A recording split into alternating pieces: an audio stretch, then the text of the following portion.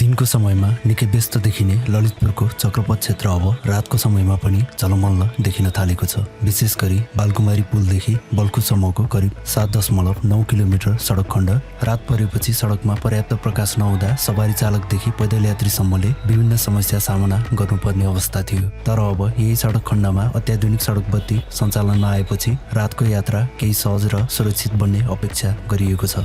यो परियोजना सामान्य सडक बत्ती जडान गर्ने काम मात्र होइन। यसका लागि ललितपुर महानगरपालिकाले 10 करोड रुपैयाँ र नेपाल विद्युत प्राधिकरणले 3 करोड रुपैयाँ लगानी गरेका छन्। अर्थात् सडकलाई उज्यालो बनाउन कुल 13 करोड रुपैयाँ खर्च गरिएको छ। बुधबारदेखि यी बत्तीहरू सञ्चालनमा आएपछि बालकुमारीदेखि बल्खुसम्मको सडक रातको समयमा नयाँ स्वरूपमा देखिन थालेको छ। यसको प्रत्यक्ष प्रभाव सबैभन्दा पहिले सडक प्रयोगकर्तामा देखिन्छ।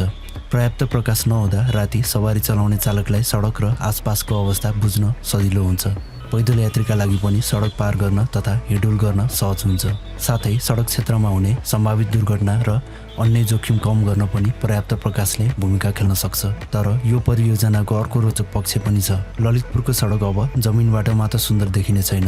त्रिभुवन अन्तर्राष्ट्रिय विमानस्थलमा अवतरण गर्ने जहाजबाट समेत रातको समयमा ललितपुरको यो उज्यालो सडक खण्ड स्पष्ट रूपमा देखिन सक्नेछ।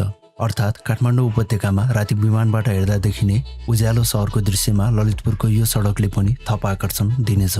सहरी क्षेत्रमा सडक बत्तीको महत्त्व केवल उज्यालो दिनुमा सीमित हुँदैन। राम्रो प्रकाश व्यवस्थाले सडक सुरक्षा, पैदल यात्रीको सहजता, रात्रिकालीन आवागमन र सहरी सौन्दर्य सबैमा प्रभाव पार्न सक्छ। ललितपुर महानगरपालिकाले यस परियोजना मार्फत सहरलाई रातको समयमा पनि व्यवस्थित र सुरक्षित बनाउने प्रयास गरेको देखिन्छ। अब प्रश्न उठ्छ, 13 करोड रुपैयाँ लगानी गरेर बालकुमारीदेखि बल्खुसम्मको सडक उज्यालो बनाइसकेपछि यसको प्रभाव कति लामो समयसम्म रहन्छ? सडक बत्ती जडान गर्नु पहिलो चरण हो।